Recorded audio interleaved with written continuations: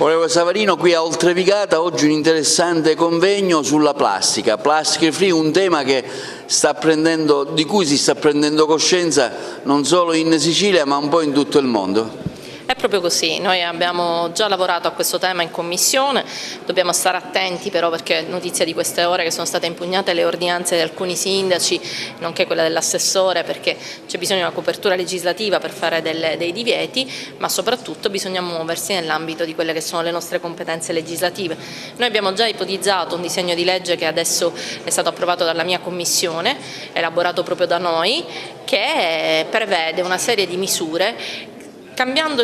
la mentalità, cioè misure che siano incentivanti piuttosto che solo semplicemente sanzionatorie, perché quello che dobbiamo cambiare è anche la nostra cultura e la nostra visione delle politiche ambientali. La plastica è un problema, ma è un problema se non si fa la differenziata. La plastica a mare è un grave danno perché poi non solo inquina, ma rischia che le microplastiche vengano mangiate dai pesci e noi quindi abbiamo anche un prodotto che fa male alla salute. E allora noi abbiamo immaginato di fare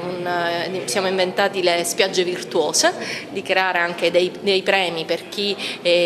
non usa le plastiche monouso sulle spiagge, di essere una politica che anche aiuti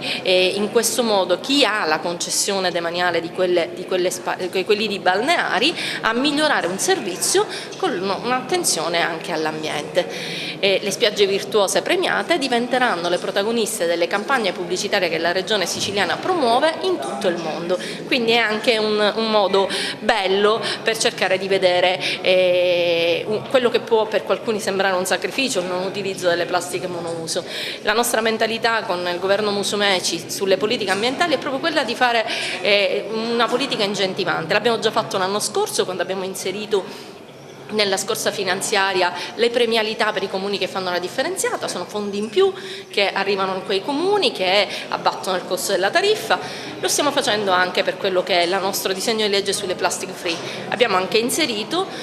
delle norme per la ricerca, per le start-up, per la ricerca sulle nuove biodegradabili, abbiamo inserito anche la riconversione di quelle aziende che in Sicilia producono plastica monouso in modo tale che possa cambiare anche la mentalità di chi produce, non solo di noi consumatori, che è quella più importante, perché ricordiamoci,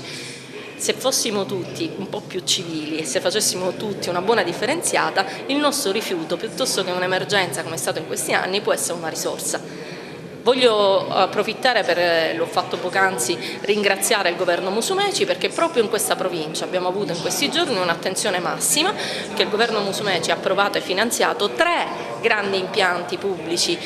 dei rifiuti nella provincia di Agrigento, una a Sciacca, una a Casteltermine e una a Ravanusa. Questo ci permetterà di uscire da uno stato di ricatto da parte dei privati, rompe un meccanismo di scarico centrico, rompe un meccanismo di oligopolio che in questi anni, per troppi anni, ha fatto subire ai cittadini della provincia di Agrigento un costo delle tariffe che è esorbitante. Con questi 3 nuovi impianti finanziati dalla Regione siciliana avremo, appena entrano a regime, adesso sono stati approvati e finanziati,